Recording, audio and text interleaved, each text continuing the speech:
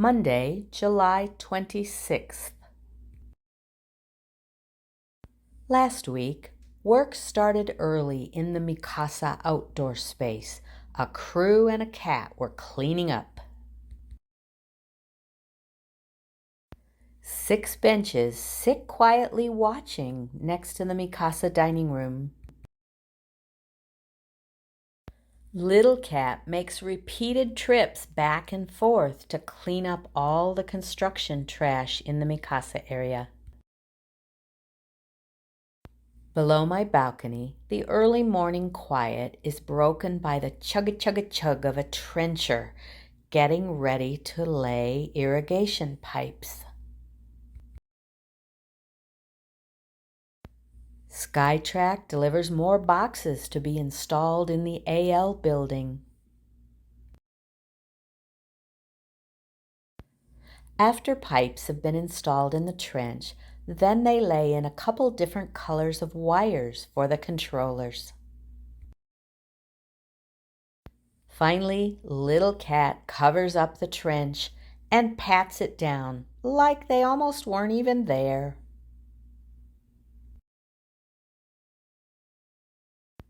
Soon, crew is taking down the pieces of construction fence from up near the Mikasa outdoor space. Once the fence is taken down, crews can tackle the big weeds and thrash that have gathered between the construction fence and our building. This is Pancho. His group, Sequoia Landscaping, will be responsible for the irrigation and much of the planting in the courtyard. His young helper is named Jesus. I sure hope he has a lot of water. He has been working very hard today.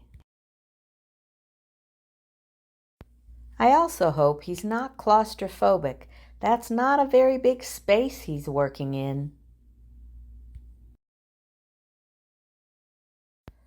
Pancho and Jesus work through the day without any missing teeth from shovel handles to get ready for the controller that will run the irrigation lines. One morning, a truck arrives and they are offloading boxes of what look like cabinets. They're doing it over the dirt so as not to stress the new asphalt. Oliver, big guy in gray, gets into the action.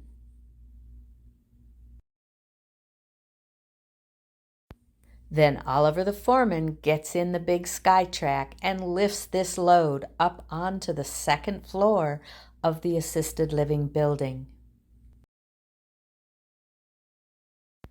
Another truck arrives with what looks like fence pieces for the Mikasa outdoor area. 2 guys make repeated trips from the outdoor courtyard down to the waiting truck to offload all the pieces of fencing needed. After all fence pieces have been placed, Little Cat arrives carrying the first of many large boulders to use in the outdoor Mikasa space. I hope that concrete curb isn't going to be a problem.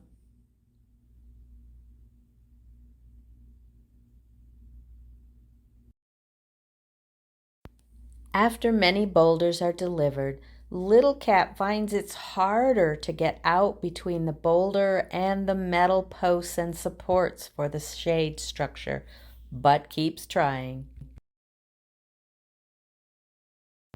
At the end of that day, the outdoor Mikasa space is fully enclosed by new fencing. Workers are putting the final weld onto that last section. One morning, I noticed water running down the asphalt. They were flushing out pipes in the AL building. The valley trench works very well to direct water. Anything that runs down the curb joins it with the slant of the asphalt and proceeds out the road toward the front holding basin.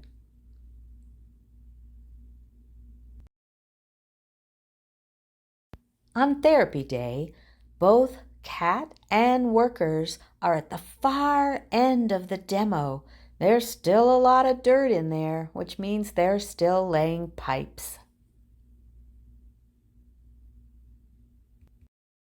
When the dirt's gone, I'll ask Doc for another tour.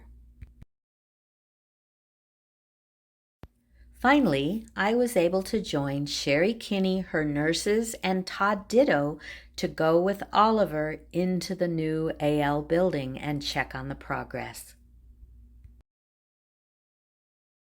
We walk along the existing second floor assisted living and go behind the screen to begin seeing what's new. This first space has a big TV, bright, comfortable furniture, and Min is getting ready for dinner. Dining room is large and bright and has plenty of room to spread out while COVID restrictions are still in place. This will probably be an office later, but it looks like it's a temporary break room for now for healthcare aides and nurses. Bathing room on the Mikasa floor looks like it's almost finished. A few odds and ends still. On the south side is that gray construction entrance. Inside will be a family space containing a large TV and comfortable furniture. On the opposite side will be a nurse's station and a reception area with a lot of storage.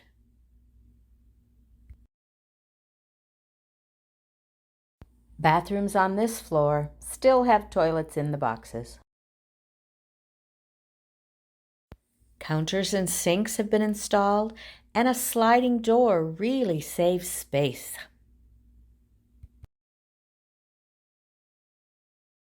Room fans will offer good circulation whatever the weather.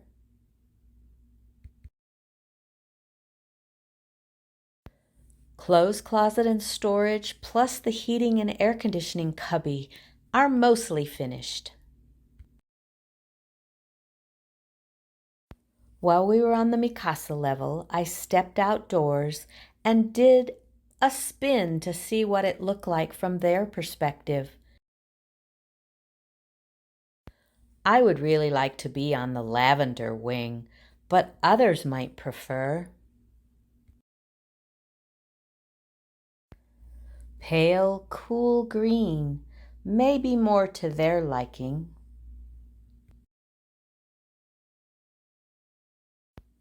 Bright blue will appeal to some people. And New Mexico turquoise is always enjoyed. On first floor of assisted living, the little kitchenettes are well underway.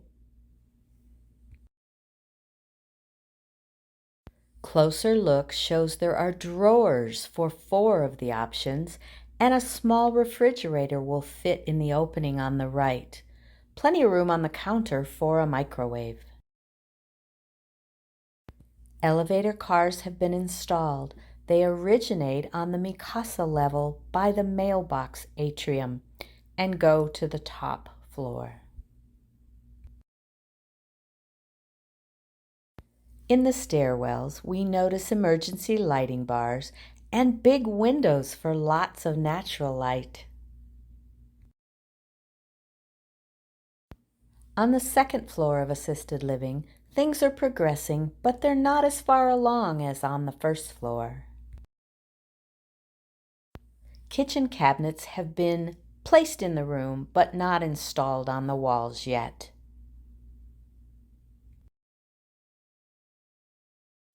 Nurse's station on the second floor is maybe 25% completed. Still has the blue construction wrap on the counters. Looking out from the second floor assisted living public area, the views are going to be gorgeous.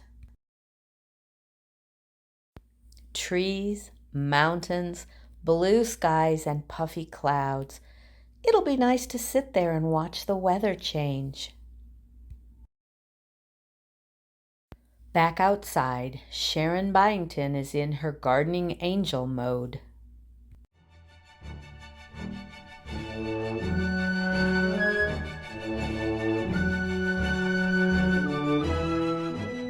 Hello from Independent Living. It's Wednesday, July 28th. It's 9:30 in the morning, 74 degrees and sunny. Basically, this week there's a little more slow progress, a little more progress on the scaffolding and a little more progress on the insulation, but nothing really revolutionary. Down near the east end here on the north side, they're sanding the insulation and smoothing out, getting it ready for the next coat. And as we come around the east end, we can see that there's stuff being either put into or taken out of the building. And of course, there are 2 or 3 trucks sitting in the road waiting to get by. On the north side this week, there was more junk lying around, mostly stuff from the scaffolding, it seems. And for the breaking news that I know you all wait for each week, the hatch is closed this week. Notice that the downspouts only reach about halfway to the ground. I hope they connect them up. And in the most relevant news this week, there's nobody around working and very little progress to show for the week. As we'll see, the west end looks the same. The future looks bleak for interesting new activities. What happens to old, useless, boring Wilbur pilots? In England, they have an interesting expression. They say we're made redundant. There's news this week on Ingenuity.